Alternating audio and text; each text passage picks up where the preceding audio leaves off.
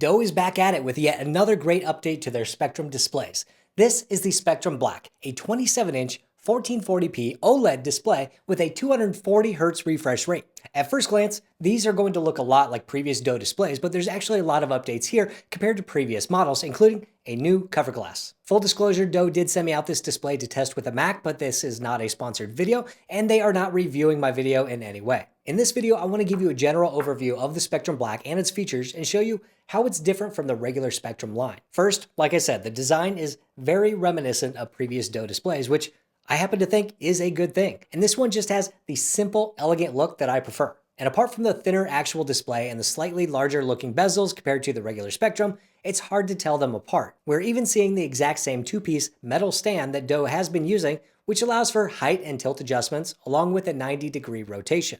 I still like the look of the stand, but I do wish it was a little less wobbly side to side. The display itself on this 27-inch model is a 1440p WOLED display that gets up to 450 nits of peak brightness with VESA HDR True Black. VESA Display HDR True Black 400.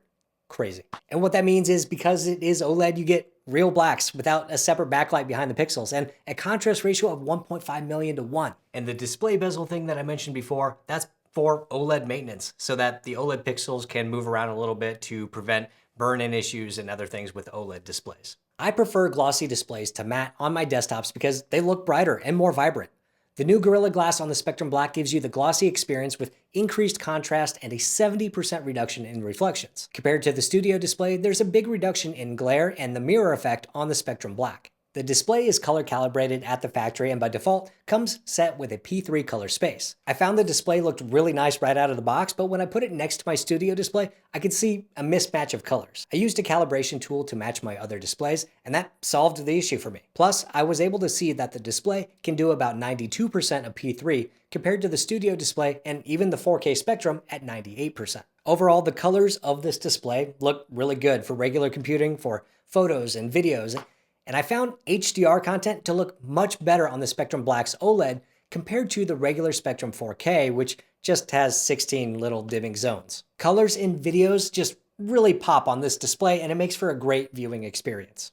This video is sponsored by xCool and their new 4-in-1 100-watt USB-C cable. And this is no ordinary USB-C cable. This cable monster will work with all of your devices and ports. That's right, at first glance, this 4-in-1 has a USB-A port on one side and a Lightning port on the other. But with a quick flick of your hand, you can reveal USB-C ports underneath. This is the perfect cable for a multi-device user like me, who needs lots of cables for computers and phones and more. Instead of looking through my cable drawers trying to find the one I need, I just grab the xCool, and now I can power my iPhone, my keyboard, my game console, and even my laptop. Now when I travel, I don't need to worry about finding and grabbing all the cables I need. It's just one cable for everything. When I'm in the car, everyone in the family has different devices. So now anyone in my family can charge or control the music with one single cable. Plus, it's super durable. And because the xCool 4-in-1 can charge at up to 100 watts, I can charge my MacBook Pro from 0 to up to 50% in just 30 minutes. So if you want to get your hands on this versatile xCool 4-in-1 100-watt cable, you can get it today using the links and codes below. And my thanks to xCool for sponsoring this video.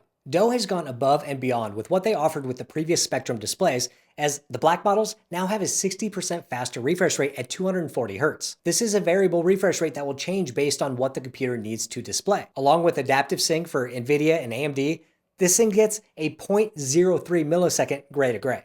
I'm not a big gamer, but when I tested out a few games with my M2 Max MacBook Pro, I can see the refresh rate going well over the standard 60 frames per second. But the variable refresh rate is also great for everyday computing.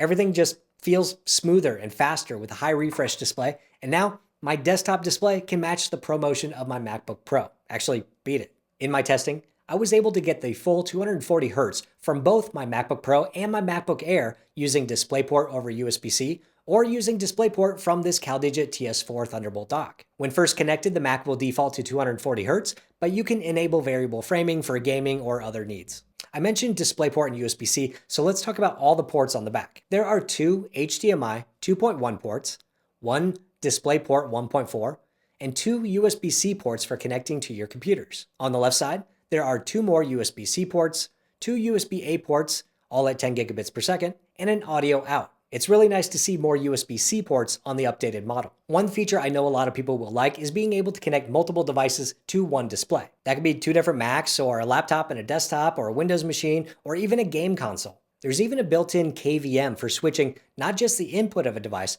but also other peripherals you have connected. If you regularly need to connect 2 computers to this display, you can have 1 keyboard and 1 mouse connected to the display, and even external storage or other dongles. And with the push of a dedicated KVM button, those devices will disconnect from one computer and connect to the other. I know a lot of people will really like that. Those are all the main features of this new Spectrum Black 27-inch display. And if you've seen the Spectrum displays in the past, then you'll be pretty familiar with this one. Overall, I think it's a very nice display and it has a lot of great features, especially for gamers or someone who can really take advantage of the variable refresh rates. For regular people like me, or probably you, the higher than 60 Hz refresh rate is nice and you can feel it. I'm just not sure I can really feel more than 120 Hz of it. The only issue that I have using this display over the last week really just comes down to resolution. I'm used to how Apple scales things so that no matter if you're using a 13-inch MacBook display or a 32-inch Pro Display XDR, everything is sized the same. An icon or piece of text is the same size when you drag it from one display to another. This 27-inch Spectrum Black is the right size at 27 inches and a 2560 by 1440 resolution. The 5K Studio display has a resolution of 5120 by 2880 pixels, or double the Spectrum Black, but everything is displayed at the same 1440 size. What this means is that the 5K Studio display is much sharper, and coming from Retina displays that I use all day with basically all of my other devices, it's difficult to go back to a lower resolution display, especially when reading a lot of text. Even the 4K 27-inch regular Spectrum displays are sharper at a scaled 1440 size compared to the 27-inch Spectrum Black. Doe also has a 32-inch version of the Spectrum Black at 4K, but at 32 inches, it's not a lot better in terms of sharpness, in my opinion. In general, I think that a 5K display at 27 inches is better for regular reading and office work, but the 1440 at 27 inch with a super fast refresh rate will be killer for gamers. But what do you guys think about the Spectrum Black? Do you want all the features like the high refresh rate, the OLED, the built-in KVM, or do you prefer something else? Let me know in the comments down below. And if you're interested in what many people think is the future of computing, even if I don't necessarily think so, check out this video right over here. Hit the thumbs up button if you liked it, hit subscribe if you want, and I'll see you next time.